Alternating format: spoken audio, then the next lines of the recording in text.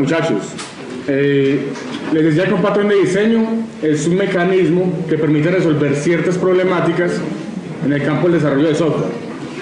Entonces esos inconvenientes están identificados y como son reiterativos, que posiblemente les pase a todo el mundo cuando empieza a desarrollar, se desarrollan este tipo de mecanismos para solucionar estos.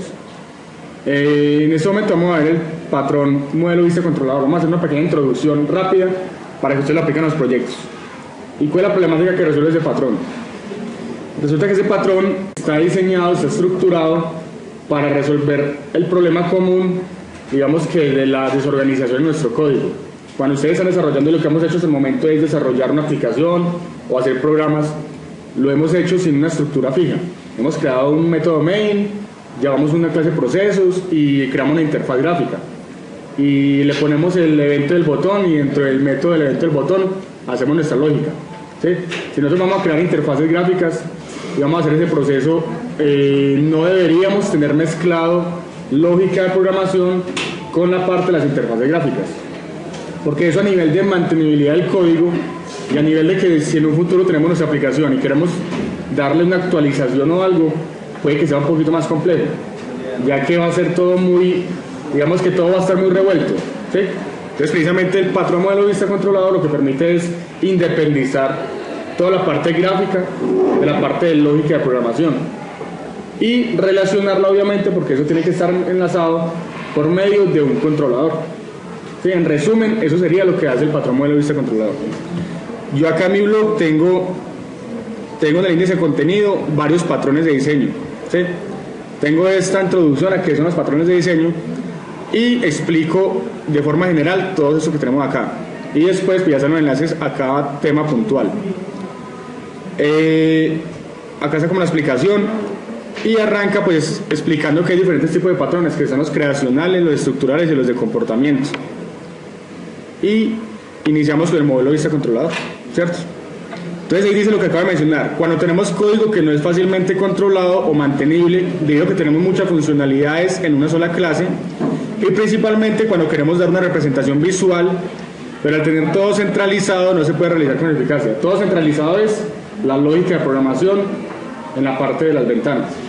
Un ejemplo, si yo voy a hacer una calculadora, yo voy a hacer mi interfaz gráfica de calculadora con todos los botones, ¿sí? Entonces voy a meter los números 1, 2, 3, 4, voy a tener los botones de sumar, restar, y podemos asociar los botones cada uno a un método de sumar, se va para el método de sumar, restar, método de restar. Pero si tenemos todo eso junto dentro de la clase de la ventana, cuando queramos hacer algún tipo de modificación, tenemos que ir a modificar la ventana, cosa que no debería ser lo correcto. Si algo pasa y se nos daña la interfaz gráfica, pues se nos daña la interfaz gráfica junto con la lógica, porque sin la interfaz gráfica no vamos a poder acceder a la lógica. Mientras que aplicamos el patrón, podemos separar una cosa la ventana como esa plantilla gráfica, y otra cosa es la lógica de programación. De modo que si vamos a crear otra ventana aparte, simplemente tenemos que llamar a la clase que tiene la lógica de programación. Y entonces se aplica el modelo vista controlador y se estructura el código fuente y se separan tres partes funcionales. Cuando hablamos de programación web, cuando se habla por ejemplo de PHP o otros lenguajes de programación, este modelo vista controlador es muy aplicado. Es más, hay algunos frameworks que ya lo traen por defecto, porque lo que busca es separar la vista, ya si hablamos de capas, la capa de negocio, la capa de presentación, la capa de acceso a datos, y permite separar, independizar todas esas tres capas, de modo que no se empiezan a mezclar las cosas de forma desorganizada. Entonces se estructura en tres partes. Una es el modelo, que representa la información y los datos que se van a procesar en el sistema, ¿sí? Esa lógica de negocio, esa lógica de programación, esas reglas de negocio como tal, van a estar en el modelo. Cuando vamos a hacer acceso a datos, conectarnos a una base de datos, ahí también debería estar toda esa parte. Si vamos a tener una clase que se dedique solamente a tener constantes, ahí debería estar esa información. El controlador es un puente que permite la interacción entre la lógica del negocio y las vistas del sistema, ¿sí? O la capa de presentación o las interfaces gráficas. Simplemente permite esa relación entre ellos. Dice, define la forma como se relacionan los componentes de la aplicación. Y la vista, pues ya es la representación gráfica, ¿cierto? Ya son nuestras ventanas y la página web, el formulario de registro, o todo eso donde el usuario va a poder interactuar con el sistema, ¿sí? Entonces está independizado en esas tres partes. Y acá vemos cómo se puede relacionar. El controlador se relaciona con la vista y con el modelo. No de forma directa se puede relacionar el modelo con la vista, ¿sí? Van a haber algunos tipos de excepciones.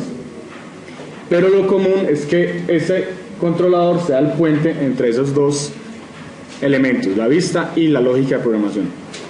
Entonces cada patrón tiene su ejemplo, muchachos. Aquí ustedes pueden ver el ejemplo y nos carga aquí este ejemplito de modelo vista controlador. Básicamente se está planteando un problema. Ese problema es realizar un CRUD. Sí, ustedes ya han visto pues en la parte de bases de datos, deben haber hablado que el CRUD es crear, leer, actualizar y eliminar, ¿cierto? Y entonces en el problema nos dicen que hay que crear un CRUD donde se permita independizar esa lógica de negocio. ¿Por qué? Porque posiblemente en la aplicación que nos están pidiendo tenga que ser actualizada, ¿sí? Y no podemos entonces mezclar toda la lógica de acceso a datos junto con las ventanas, porque si va a ser actualizado puede meterle más interfaces gráficas. La idea es que no llamemos ventanas, sino que llamemos a la lógica de programación como tal. ¿Preguntas ahí, muchachos? Listo. Otra cuestión.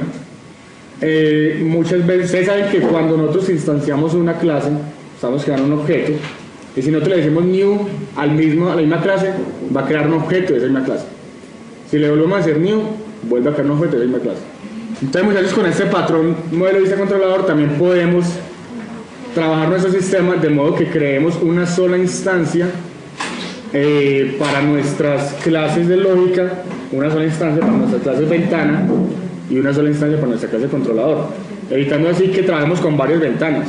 Entonces, recuerden lo que pasó ayer cuando intentamos hacer una interfaz de logueo y le damos clic al botón, ese botón nos teníamos el código para crear un nuevo objeto. Si nosotros le hubiéramos dado varias veces al botón, varias veces hubiera creado ventanas.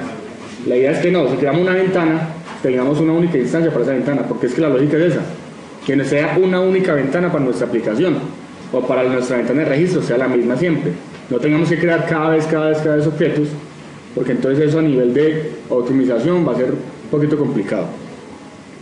Bueno, entonces en el ejemplo que yo tengo en el blog, básicamente es eso, crear un CRUD, les doy el script y defino acá en este, que inicialmente era un diagrama de clases, defino acá cómo se separa la estructura de mi proyecto.